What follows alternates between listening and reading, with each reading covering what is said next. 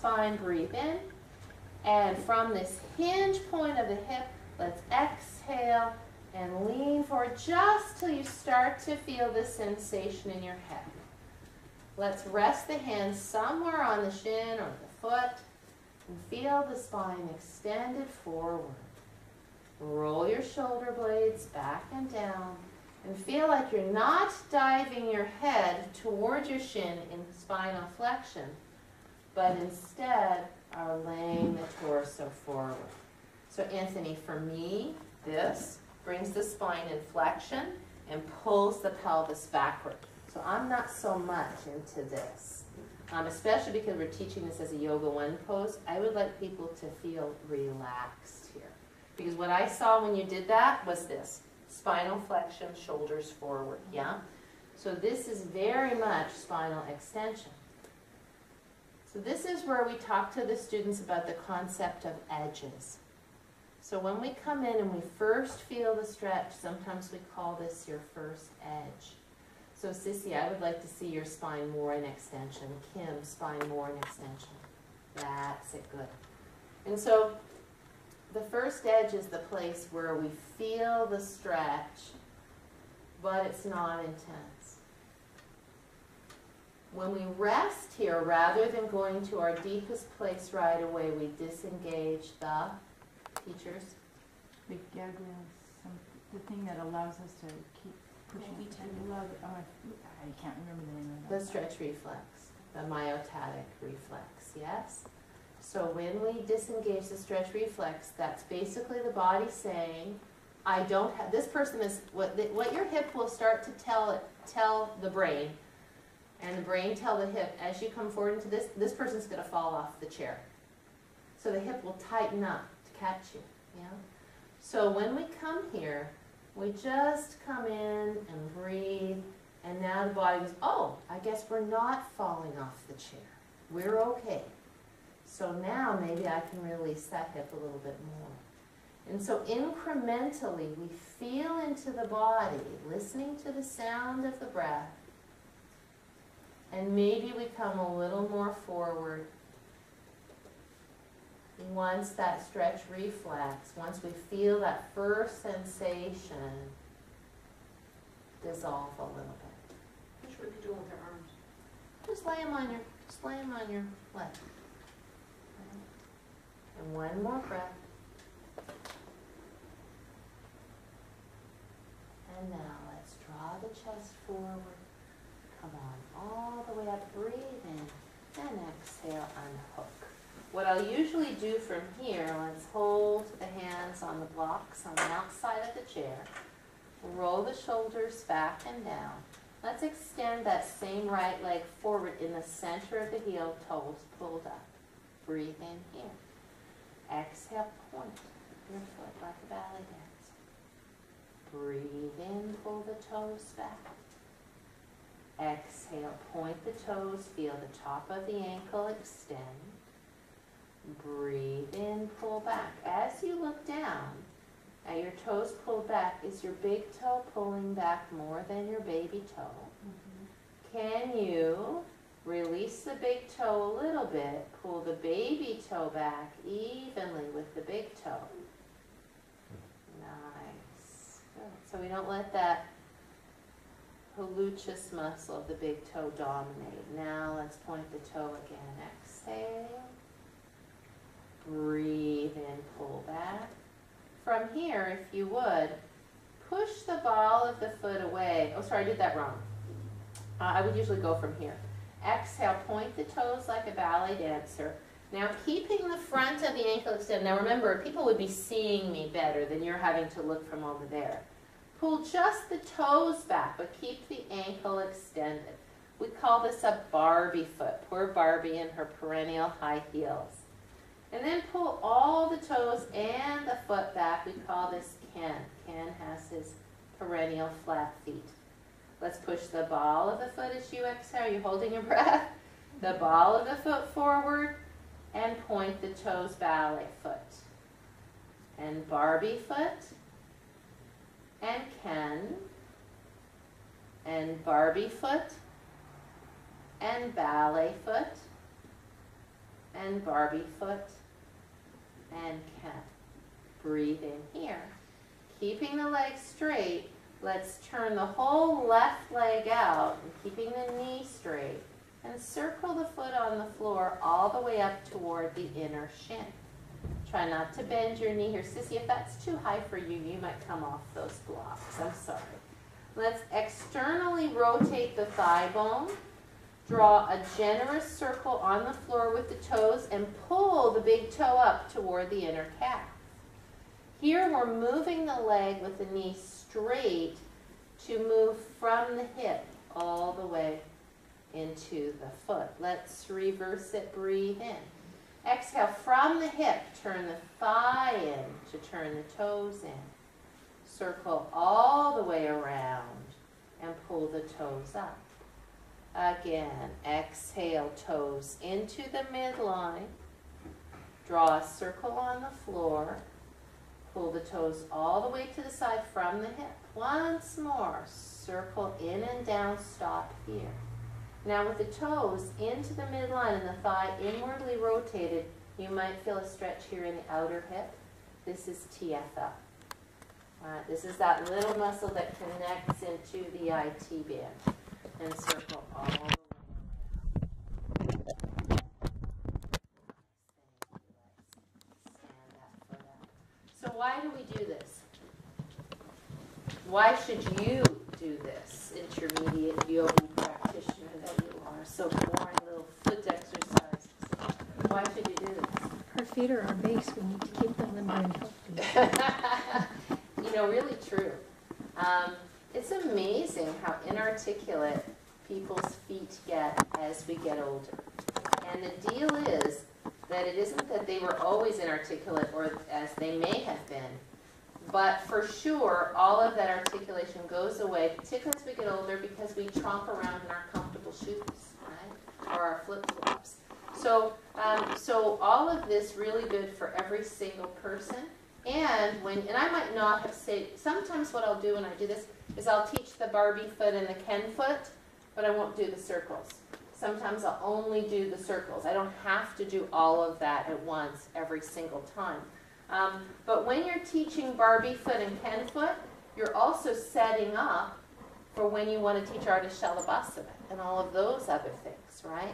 So there's understanding the flexed foot position, the pointed foot position, and the demi-point or the Barbie foot progresses you for other things that you're going to do in yoga.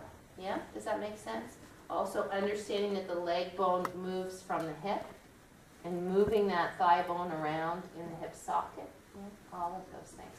So what I would usually do here is from here I would stand up and I would do crescent pose with the chair, and then I would do Winker Pony. But we're not going to do that because I'm going to save that for when we learn that. But we are going to do pigeon on our other leg, but this time on the floor. All right? So let's take your chair out. Oh, I know what I need to ask you. Go ahead, take your chair out, then I'll ask you.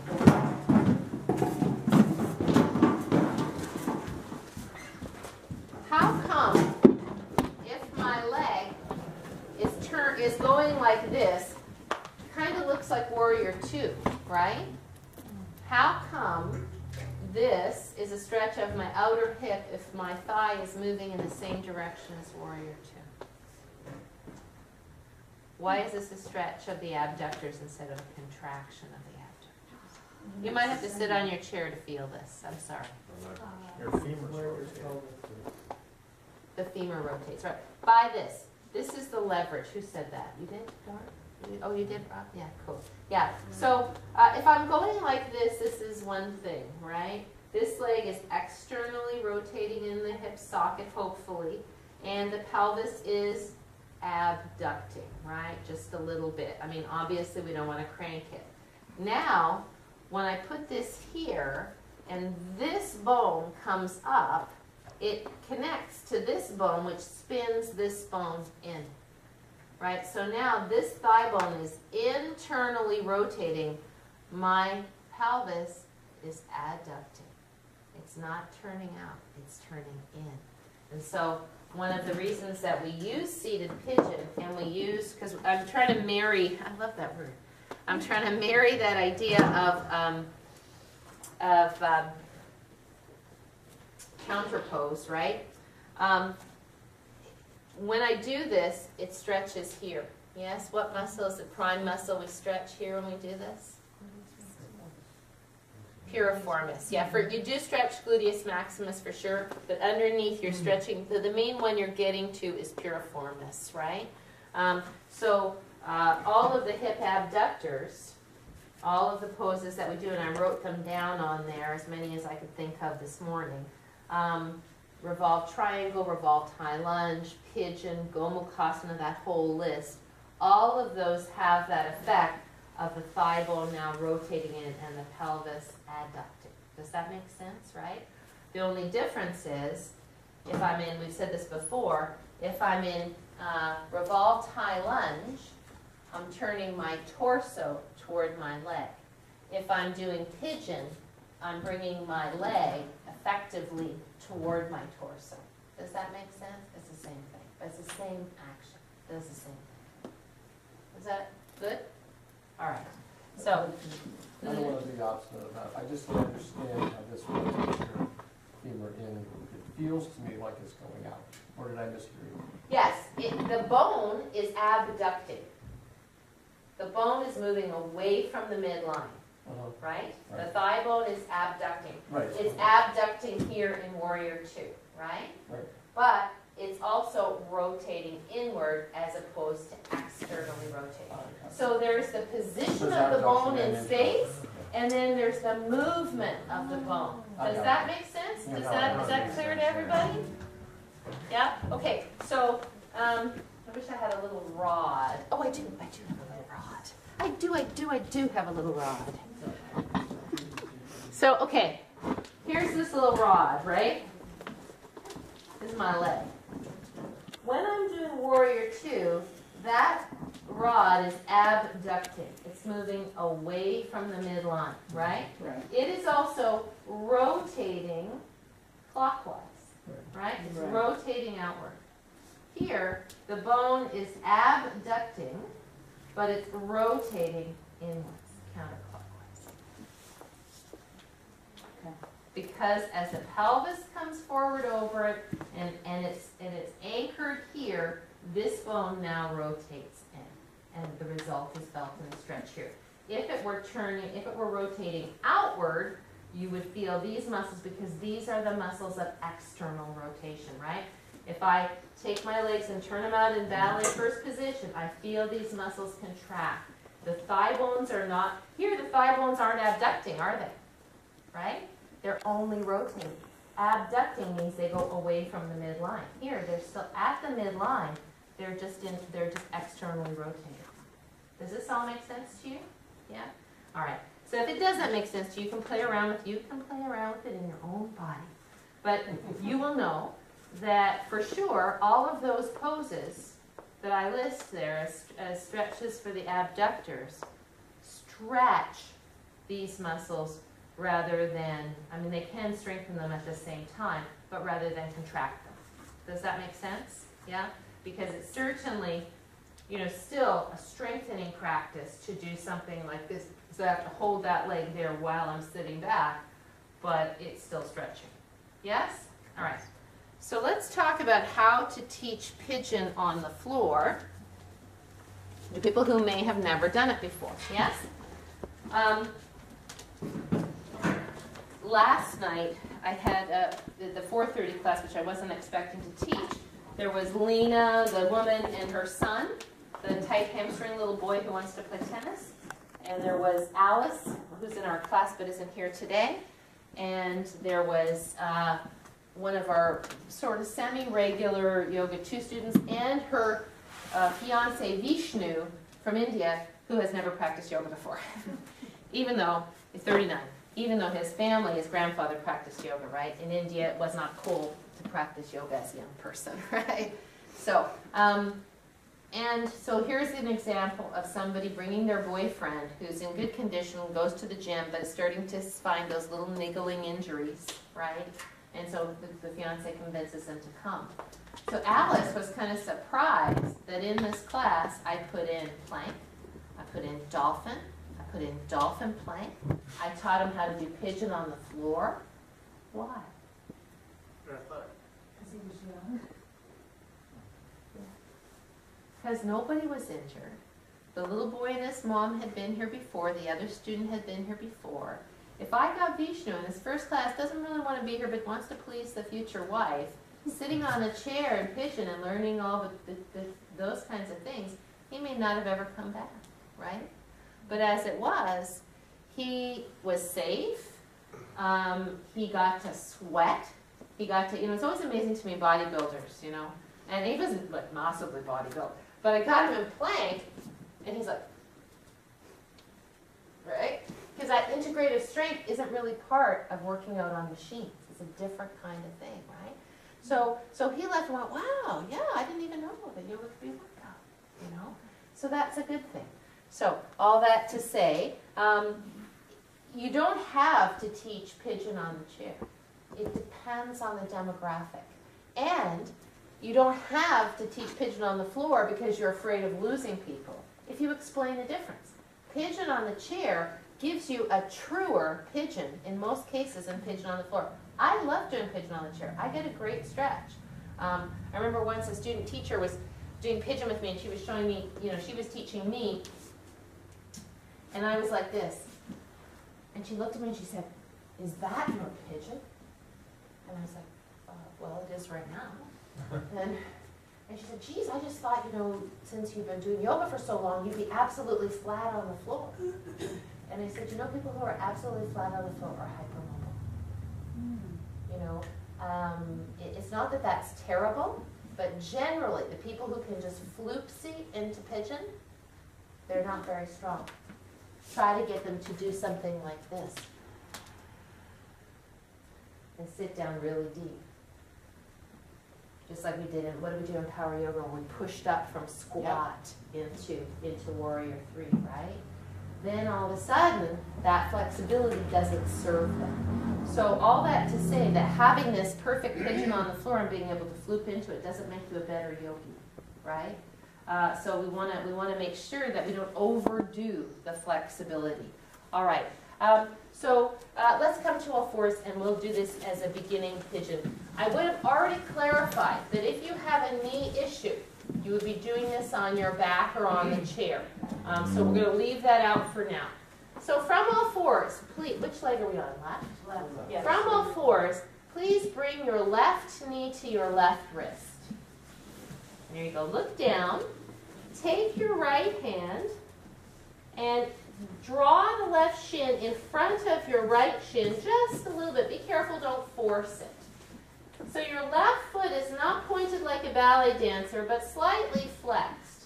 Now with both hands on the floor and your left knee just outside your left ribs, gently slide your right leg back, bringing the torso a little closer to the floor slowly. Then with forearms down on the floor, you might put your head on, I would have normally told them to have a block, I apologize. You might put your forehead on a block. You might put your forehead on your hands. But now your left leg will be underneath your belly. Your left knee just outside your left ribs. Your spine in extension. And your right kneecap on the floor. Now, if your right kneecap feels uncomfortable, we can get you a blanket. You don't need to have discomfort when you're right. Where would you put the blanket? Underneath the right kneecap. And then I would say, does anybody have pain other than a stretching sensation in the left knee? If you do, please come out or please flag me down and let's work on that. You do? Okay. Do you have a meniscus issue? I don't know. Is it because you're on the floor, not on the mat? Is it a sense? No, it's internal. So if we do this and put this underneath, does that relieve it? Or does it still feel painful? Okay, so then we're good there. Good. Good We'll one. talk about that. I'm going to show. A block under my I'm going to show. hamstring. I'm just letting you stretch your hip now after that. Yeah. Yes.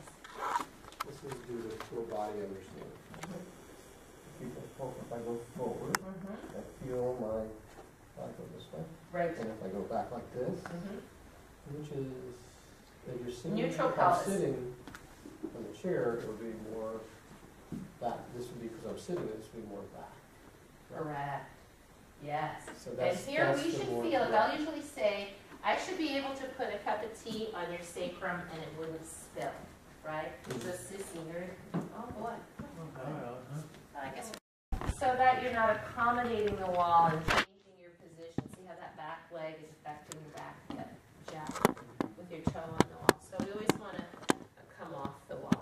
Now, if we weren't going back to downward facing dog, so lower this knee slightly too much left. Let's go underneath just a bit. If we weren't going back to downward facing dog, say I was just teaching this and I hadn't taught downward facing dog yet, which is a possibility, I would say draw the chest forward, push with your hands to lift the chest. Let's turn the back toe and get that leg out from underneath us.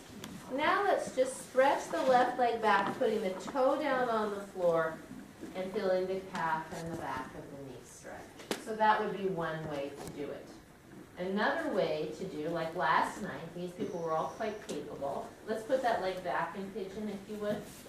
Dorothy, we're on battery, right? So we're okay? Yeah, you're okay. Okay. Is to say, let's draw the chest forward, inhale, hands flat on the floor, exhale. Turn your right toes under, breathe in. Exhale, push down into your hands, lift your hips up and match feet downward facing dog. So even if you were just kind of guiding it through and not everybody, you can kind of figure it out from there, yes? Then it's always nice to do a little cat stretch. Come on down to the knees, breathe in, chest forward through your arms, shoulder blades back and down. Exhale, hollow the belly, round the back, bring the pelvis all the way back to the heels in child's pose. Yeah? Okay. So let's just take a quick little look at pigeon and different varieties of pigeon. So a common error, actually maybe we'll just have people do it. Can you all stand up? We should put those blinds up now maybe so we have more light. Yeah. So sis, can you do it when we have everything moved out more? So come on everybody, come on over. Don't stay locked down into your spot. Come on over. Underneath you. Just so I usually say the inner thigh, a little bit more than that, somewhere in between those two. Yeah. So the inner thigh grazes the ribs. Yeah, just like that. So it's not excessive on the SI joint. When that knee gets way out to the side, it's excessive. Another common error is to do what Victor said, and if I do this to you, and just stay down there for a sec, is to kind of lay in this hip. This puts excessive stress on the knee. So I'll usually come and say, do you mind if I touch your hips? And then I'll just help lift up, and then I'll guide that knee back, and I'll always offer, would you like me to get you a blanket for this knee? Yeah. And if you're a guy and you're making that adjustment, you might just demonstrate and say, from this position, can you lift your hip up so that your sacrum is more square? So that this is hanging in midair a little bit more, yeah?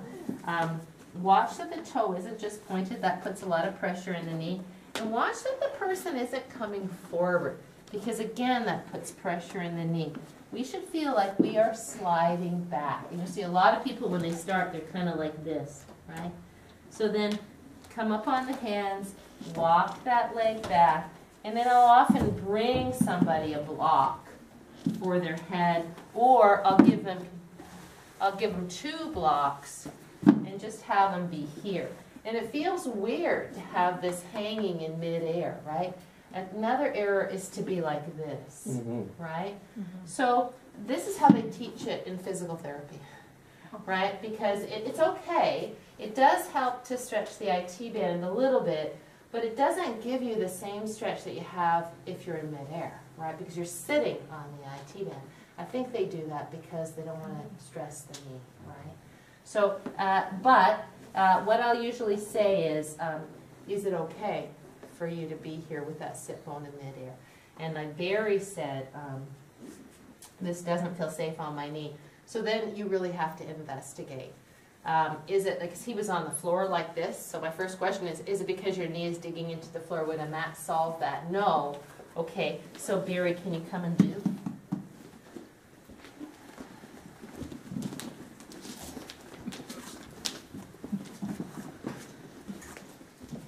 Can you put a block under the bum?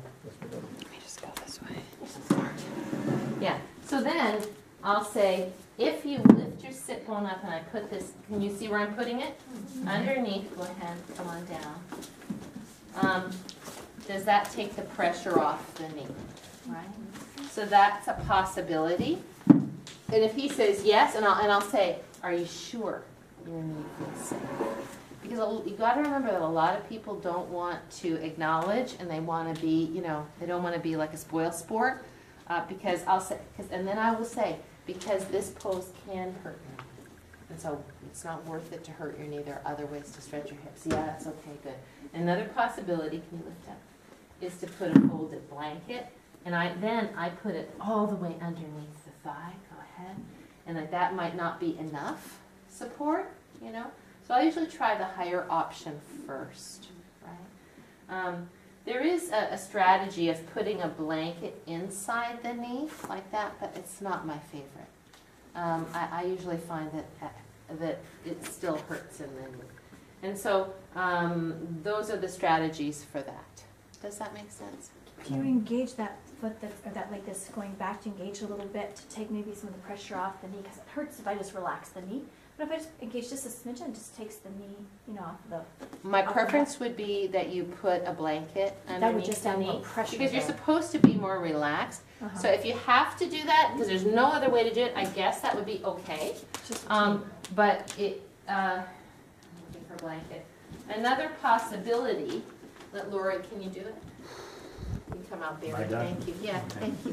Is I that just okay? I just want to share one comment. Yeah, The explanation you were giving just prior to this, yeah, where you talked about not coming too far forward, that puts too much stress on the right, knee. right. I actually just experimented, and that took the pain away even more than the block. Okay, So all right, that was what I was okay. doing wrong. So that's a good point. Let's make that something that we offer there too. Thank you for that. Good. Because you can't really see it. Like I can't really see if he's coming forward. So what if we put a blanket, see how I folded it like this? First of all, can you come forward so your foot isn't on the wall, because it's not going to be a true measure. So yeah. So whenever you're doing anything at the wall, nothing should touch the wall, right? Unless you're using the wall. Try like that. if it's below my knee, but because Below your knee? Yeah, because it's putting pressure on the knee that would just aggravate it more. Okay. Yeah, Does that's fine. that feel okay, Yeah. relax-wise? Okay. Like if someone said, if I tighten my thigh here and you're in a hurry and you're walking around and it works, that's fine. But in general, we kind of want to be as relaxed as possible. Now, this is interesting because she's using her head as a balancing, no, can you stay there for 1 second? See, her head is being used as a balancing point, as a point of pressure. And to me, this joint is vulnerable within this structure. Can you stay for a second? Stay here. Do you see why? It could be okay. It could be fine. But if I saw her wiggling around a little bit, I would assume that maybe her shoulders were getting uncomfortable. And I would suggest she put her hands underneath her forehead. And maybe elbows. No, can you cross your forearms a bit? You like that? Yeah, sorry. just more. Oh, like that. And I'm just making this up as I go. Yeah, that doesn't look good either. Let's see. Bring your elbows wider. Yeah. Yeah. It's okay. How does that feel in your shoulder? Does it feel all right? Feels So okay? what I do is my hands are in front of me and I put my thumbs like this and I Mhm. rest my forehead on my Mhm. thumbs, and that seems to be the perfect Yeah. height for me. Mhm. On the other side, I have to do that. See, this side just goes plop right in there. And you're right, I have no strength in that I one. think I do this. This, to me, when she's, yeah. What if you put your forearms, like this? It gives you a little more height. To me, this is a better angle of the shoulder than this. So it's about the shoulder as opposed to... Yeah, I don't know. You tell me. It really goes to the person's comfort. As opposed to think, oh, see how she's starting to slide? Yeah, so you want to stay up on it, You're right? looking And for a spot, a continuation of your spine and your neck. To be Yes, relatively comfortable, yeah, long. And the head can hang, but you shouldn't feel like the head is like the C7 bone is protruding and painful. As opposed to child's pose, a lot of people will put their hands in too close in child's pose, and then I'll come and put it out. But this is different because here I'm elevated by the action of the legs underneath me. So it's not quite the same as an extended spine with this joint coming down, you know. I don't know, that's a minor point, but it just catches my eye, yeah? So you found that putting the blanket underneath your shin Direct pressure on the knee. doesn't feel good. Yeah. Sure, and So that's, yeah. so people have Osgood Schlatter's, or they have an imbalance in the tracking of the patella. You know, that might feel uncomfortable. I like to put a blanket. If I'm going to stay in pigeon for a while, I put a blanket under the back knee, just because why take that pressure if you don't have to, you know. So that's a possibility. Okay, thank you. And we're going to get to back-lying pigeon. I was going to do that in back-lying poses, but why don't we just get them all out of the way? And then we have them, yeah? So in back-lying pigeon, sometimes, if it's older folks, I will have them do it at the wall. Like, even in our ultra-gentle class, we're one of the ultra-gentle teachers here today. Most ultra-gentle people, not all, sometimes we don't go down on the floor at all, can get their legs like this. And just being like this is a big stretch for them, right? And the nice thing about this is that it gives them support. Sometimes I'll even, if getting to the wall is too hard, I might have them put their foot up on a chair.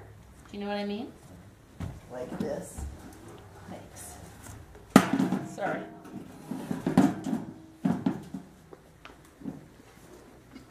Back away. Sorry. And so this is plenty for them. This is already very stretchy. If I'm going to have them do any pushing, I don't have them push on their knee. Why? Because it creates joint forces.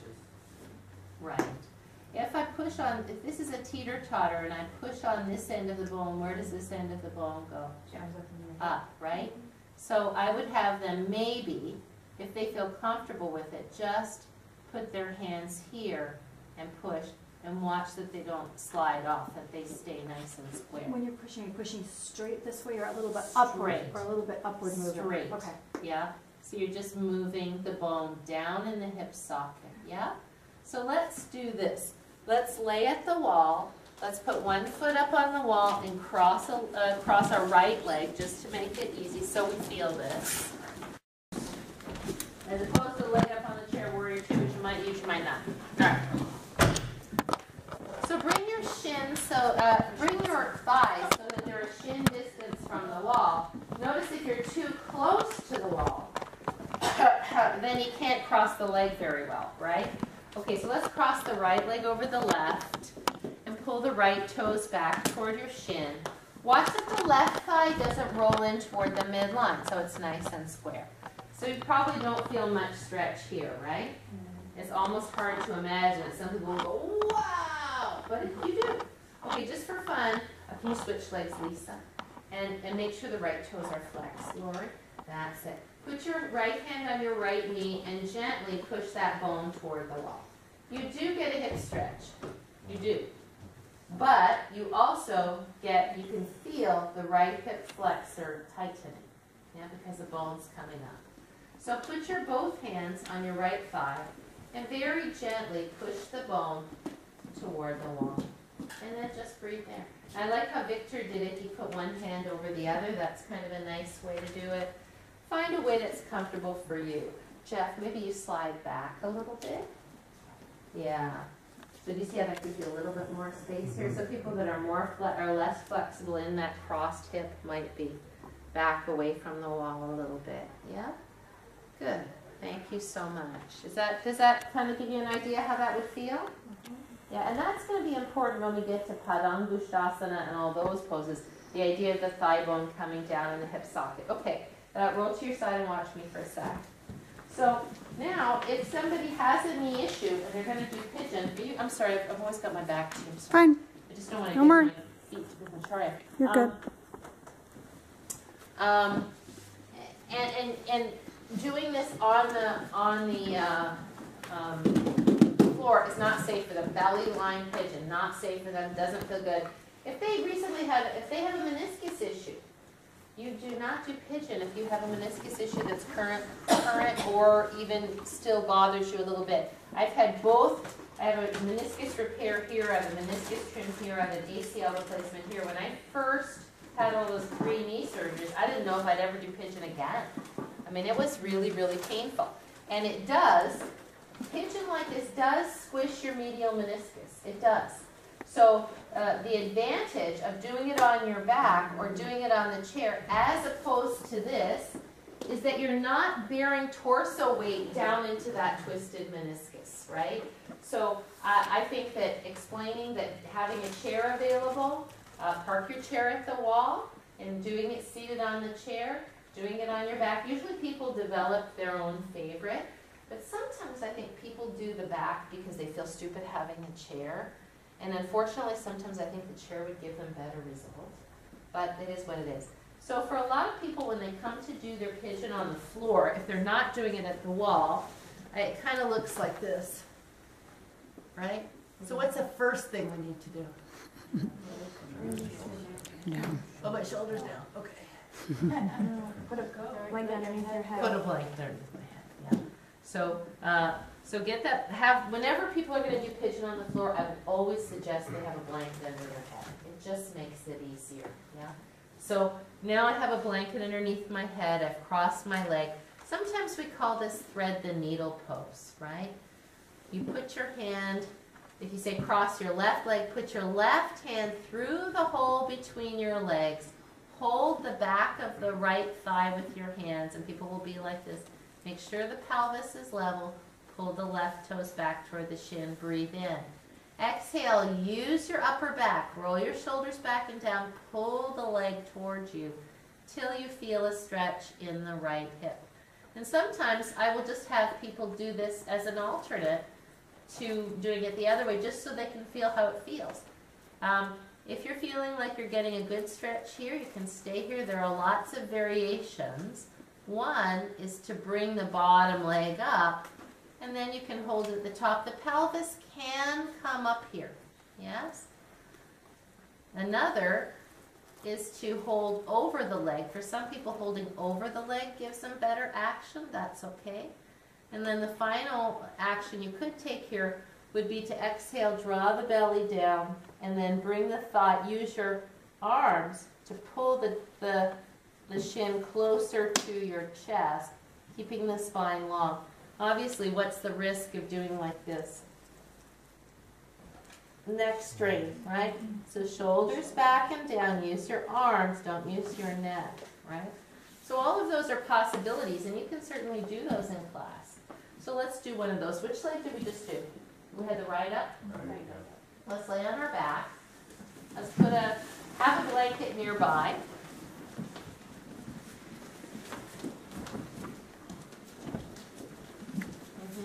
Do I take somebody's blanket? Jeff, here. Let's cross the left leg over the right. And Victor, you're going to turn so your feet face the wall. Make sure if you're at the wall, you're away from the wall. So you're not going to be touching the wall, right? Let's cross the left leg. Actually, you know what we should do?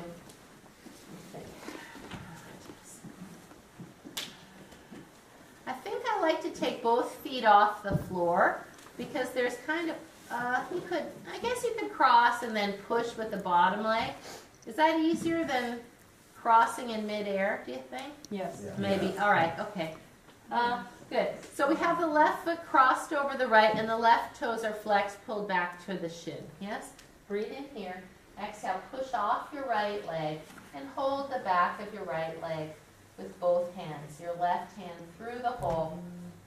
And gently press the left knee toward the wall as you pull your right thigh toward your chest. Do you feel a stretch in the left outer hip? Yes? Good.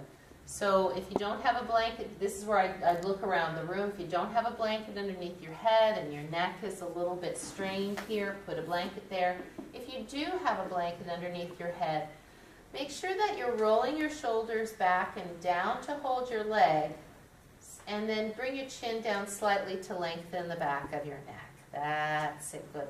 Now let's try holding the back of the right leg with the hands and stretching the right leg straight up to the ceiling. The foot is flexed, Ken foot. Nice. Breathing here. Exhale, gently pull the right leg in just a little bit towards your face. And maybe even your left elbow is kind of encouraging that left thigh toward the wall. Nice. Good. From here, breathe in. Exhale, pull the belly down and bring your chest up towards your shin as you pull your leg down towards your chest. So now curling into a little ball and feeling that stretch. You can hold the leg in the back of the leg, or you can reach above your leg and hold the shin. And the neck is relaxed even though the head is up. And exhale, slowly release. So obviously that shoulders off the floor, and windshield wiper, please. That shoulder off the floor position isn't sustainable for a long time, right? But the general deal for somebody who can't do belly lying pigeon is to do the simplest variation like that. Is to lay on the back, hold the back of the leg. Now if it's somebody who's very flexible and yet they have a knee issue so they can't lay on their belly, I will immediately walk over to them and have them stretch that leg up straight and do the more difficult variation just because it'll make them feel a little bit better. Do you know what I'm saying? Yeah. When I pulled my hip up, then I lost the stretch. Yeah. You have to actively press. You have to actively press that left thigh away. Well, right? yeah, but even doing that, if I go up, then the stretch goes away. Oh, interesting. Maybe you have to hold over a little bit more. I think you're right. I think there's less stretch. Yeah. Does that make sense? For me, it goes more to the hamstring. So yeah, then it goes more to the bottom yeah. hamstring? Yeah, The straight which leg is nice. hamstring? Yeah, which is nice. Yeah. So, yeah. Yeah. I think people who are Yoga 2 or Yoga 3 could enjoy doing this and playing with the variations and seeing how it is. Yeah. But the main thing, as a replacement for belly lying pigeon, we just do the simplest version. And if it's somebody like, say, for example, that fella, the husband, yesterday, if he had been brought, for example, to a Yoga 2 class, which happens, right? I would possibly, I've done this. Well, Rob, just do it right, you can just do it right there. Say you get into a situation and you've got somebody who's kind of in the wrong class and you're having people do pigeon, and maybe you just avoid it altogether, but I've done this with somebody who's struggling. Can you just cross your leg? So, and hold, so you kind of, but now it's hard for him to hold the pose. Can you hold it back up your thigh? I'm just going to stand right here. And then I teach from here, you know, and I provide a little wall or a little chair for them, you know, and I'll say, this is kind of hard when you haven't ever done it before, and move along, you know. Because sometimes we find people that just can't do that, you know, it's just hard for them to get there. It's safe, but they're just awkward, maybe they're heavy set or whatever, so that's another little possibility we can have. Yeah, how are you doing? You all right? Let's take a little break, and then we'll go on to the next. So, do your hips feel relatively balanced? Not too much after doing, you did kind of a big adductor stretch, right? And then you did a big, a little bit of abductor stretching, correct? Yes. So now we're okay, we're neutral? Because I started to think about doing all three of those in a row, and I went, ooh, that could be a little bit excessive. All right. So sometimes I will teach lateral poses at the wall because it helps people get the idea of being lateral. The wall provides that laterality, yes? I would always make sure that people are warmed up before I do it. I would not start a class with this, obviously, because once you're at the wall, the danger is SI joint cranking, over cranking. So we kind of want to go easy with it. Can I use your spot for a sec? So I would have people at the wall with an inverted T behind their leg. I've done this in Yoga 1 or in Yoga 2. Again, just kind of, if it's yoga one, old folks on chairs, it's different. If it's, then we're not going to do that. Then we wouldn't have them do this. If this is kind of like yoga one, younger old and young, let's just, politically correct. More younger people and people that are, in the direction of yoga too. Juicy, And- not juicy. Some older people are juice. It's just, if they need to do this on a chair, it's not going to happen on a chair.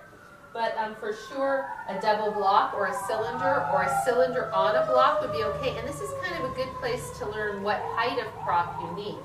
So stage one, I would have them find their, in fact, maybe I'll just call it out and you'll do it. Yeah, I think that's going to be easier. Let's all get our prop, whatever height prop we think we need, behind our right leg with your belly facing the middle of the wall. Which pose? For yoga, Virabhadrasana 2. So feet wide, belly face me. I'll call it out. Belly face me. The blocks are behind your right calf, like you're going to do lateral poses, correct?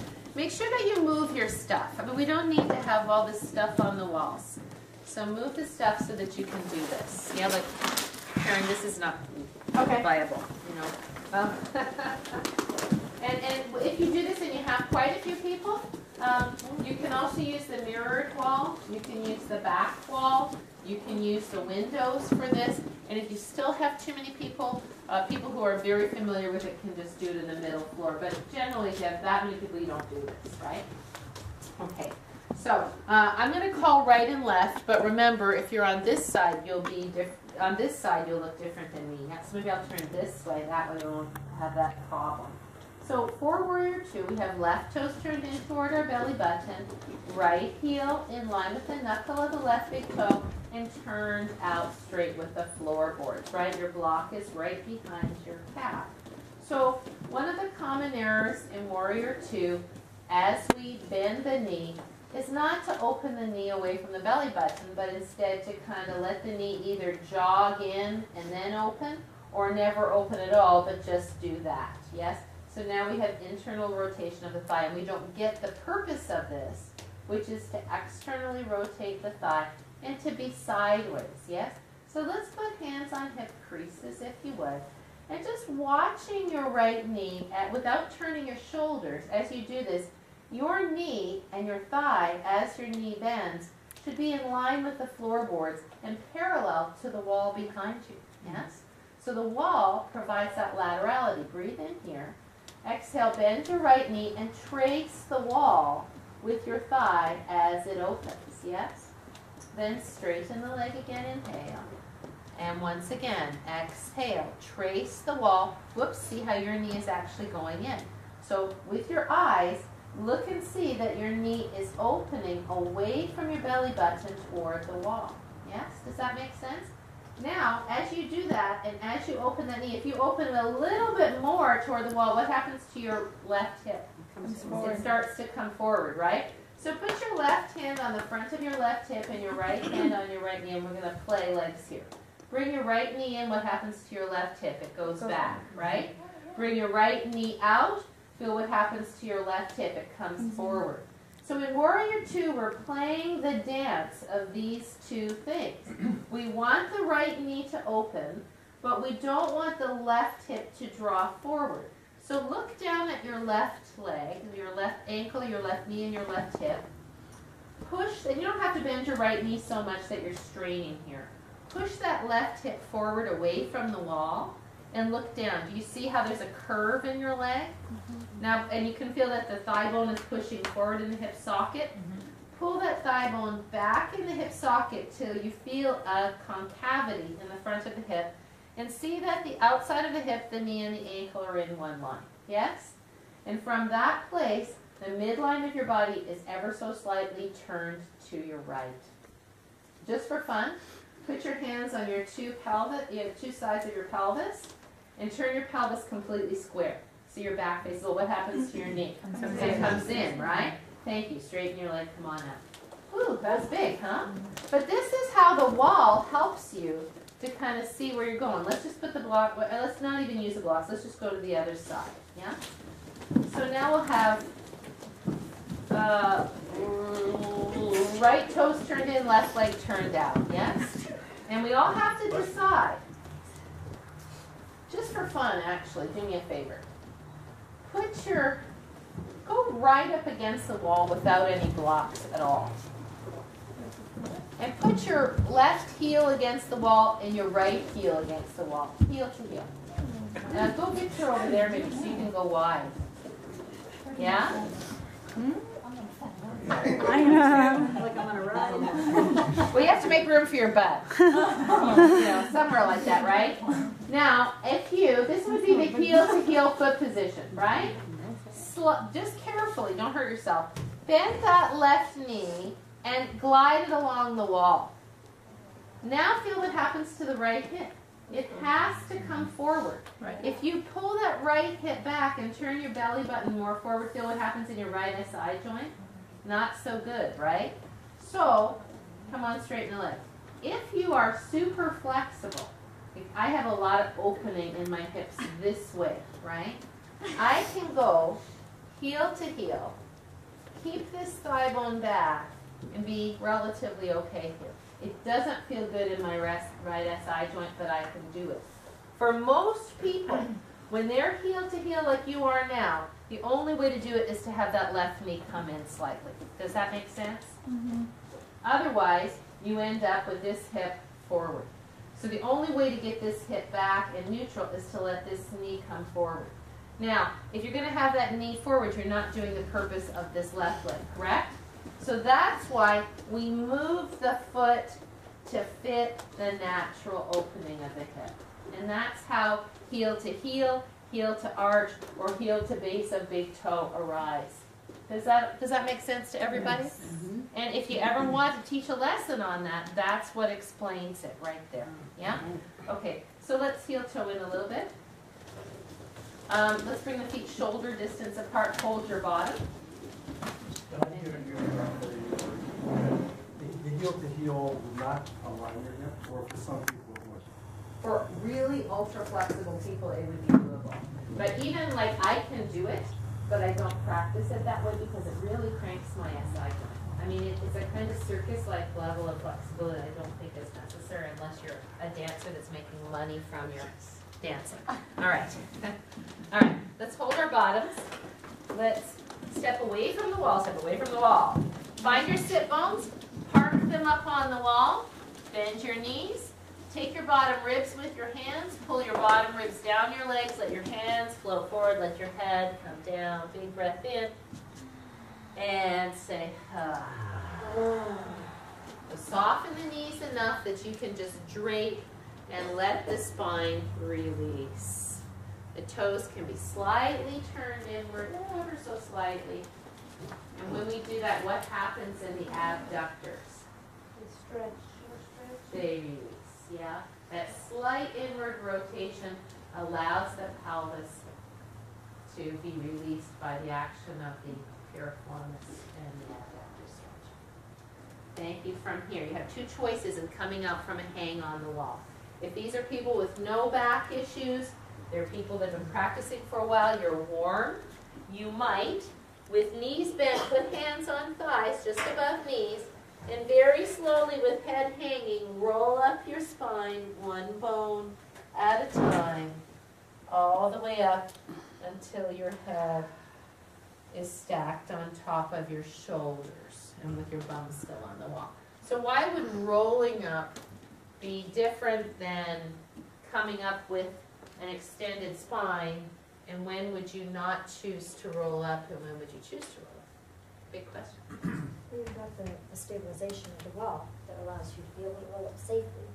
I mean, you wouldn't, would you? I mean, would you really trust people to do it this? Well, I guess you could, but isn't it safer, right? Yeah, I'll answer my question. So look, did you feel like this was kind of a nice stretch of your back when you came up? Yeah. It is. You didn't feel that way? I don't like to do that ever. Yeah. So, but this is cat stretch, right? Coming up like this, especially with hands here. See, I didn't come up, Lori, with my arms hanging. Right. I will always have hands on thighs. I mean, in my own life, I might do this because it actually feels good on my back to engage the glutes and the hamstrings and roll up. It stretches my quadratus lumborum and it feels good, yes? But for a lot of people, that wouldn't be necessarily dangerous. It would just build bad habits, right? So with our Yoga 1 folks, we're really trying to train, a lot of them already come up like this. So we're kind of trying to train that out and say that hinging at the hips is the safest and best way to bend, right? So once we have that established, and we already know that, so that when they go into their garden, they know that this is the way to bend in the garden, not like this, right? Then you can use this as a way to stretch the back safely with people who don't have a back issue. If somebody with 4 posteriorly herniated discs rolled up like that, it wouldn't be so good for them, right? But for most of us, for you, most of us felt pretty good coming up like that, yeah? So again, and you have to explain to your students why. When you roll up, it does put more force and stretch on your back, and sometimes that can be useful, particularly when you're warm, yeah?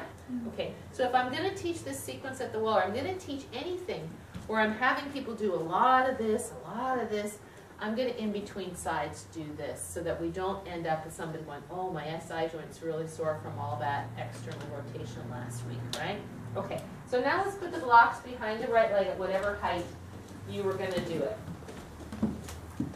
You had another way you were going to talk to the wall. You said there's 2 ways. Right, hinging at the hips this way? That's Sorry, or rolling up, yes, yeah. All right. So let's get the warrior 2 position with the blocks behind the right leg, if you would. And we're going to add on to what we just did, yes? Would you place your heel, your right heel, in line with either your arch or the base of your big toe, depending on what allows you to bend your knee fully, tracking the right knee over the center of the foot, and keeping the left thigh back in the hip socket, right? And we all understand that left thigh back in the hip socket does not mean squaring off the pelvis, right? Did you see what happened with my knee when I squared off my pelvis, right? The pelvis is still turned slightly right. It's just that the left hip isn't pushed forward. Yes? Okay. From here, if you would, let's shift the hips to the left for side angle pose. And just notice right here, as you're shifting, is your buttock bone sticking out toward the wall. So pull that right side buttock bone underneath you toward the middle of the room. Lift your ribs up and lay your back as flat to the wall as you can. This is what we're trying to do in lateral poses. Now push and come on up and just straighten the leg to relief. Does that make sense, everybody? So the common error in coming down into Parshva or triangle pose is to let this buttock bone come out the side, come down, and then somehow try to shift it around, or not, or just to be there. Yeah? So if we, when we're practicing on the wall, practice the shift and the movement of the sit bone, not to pretend there's a wall behind me, not toward the wall, but away from the wall, and turn our backs toward the wall, we are really developing laterality. Does that make sense? Yeah? Okay, so let's do the full pose now. Breathing in, open the chest. Exhale, let's bend the knee and see that your knee is tracking in line with the wall. So it's always opening away from the torso. Hands to hip creases, breathe in. Shift the pelvis to the left and right sit bone underneath you. Bringing your left ribs around toward me. Put the left hand down on your prop. Hi, Mike. Hi. Now, just take a quick peek. Is your right knee stacked above your right ankle, so your right shin is perpendicular to the floor? Good. No. So we're going to bend the knee because we're in side angle pose. That's it. Good. Now, gluing your right knee onto your right arm, bring your right sit bone toward me away from the wall. And now gently, on exhale, lift your belly up away from that right inner thigh. And without force, see if you can get your belly button and your right side ribs facing me, your back flat to the wall. Thank you. Bend your knee. Push with your legs. Come on all the way up. So some of us learned something right there. Some of us were too low. Did you notice that, Pat? Because you were kind of locked there. You couldn't get up because you were so low that you were kind of like this, but the back wasn't coming toward the wall, right? Very, same thing. And did you learn that right there? So, Victor, a little bit too narrow in your stance, yeah? So, what we need to remember is that side angle pose, can you do it, Lauren? Should be as though, pretend this is a big piece of paper, as though she's in a file folder, right here.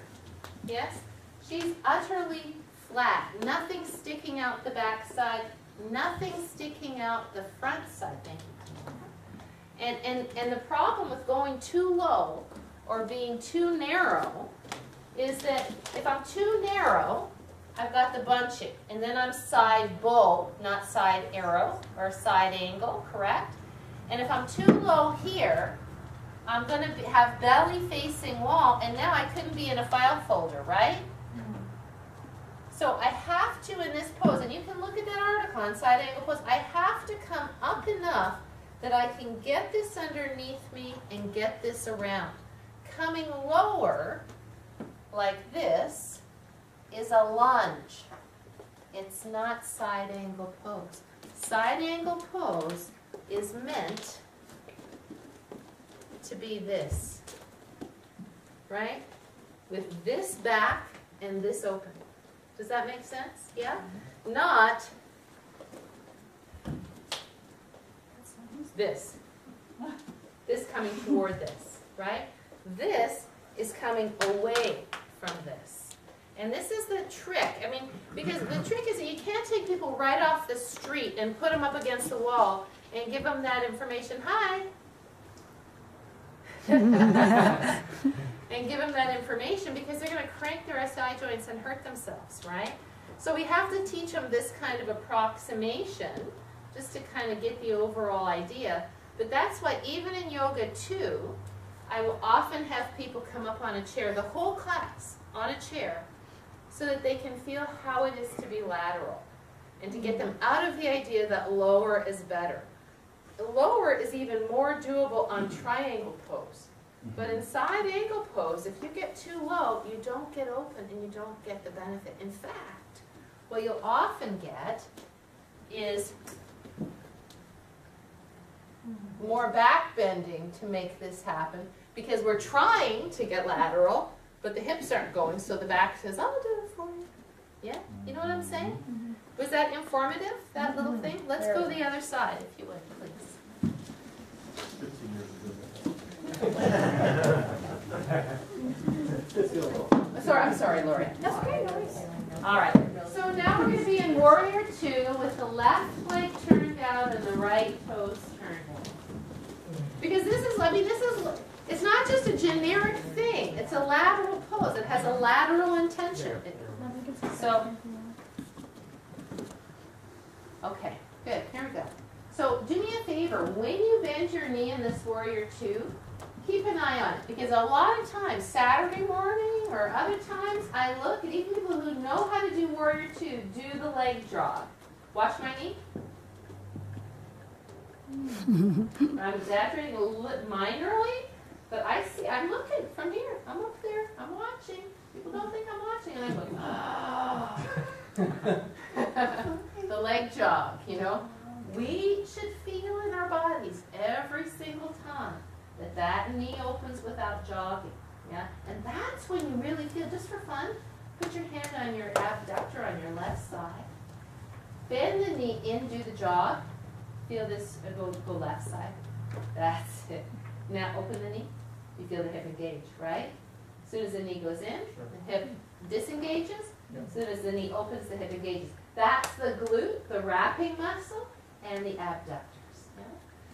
So if we bend the knee correctly, this doesn't have to all of a sudden grab the bone and yank it back.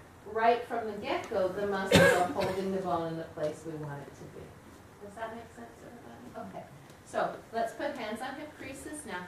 And here you should be able to get your knee above your ankle. If you can't get your knee above your ankle, you're maybe a little too wide. So let's shift the hips to, what is it, your right, yeah?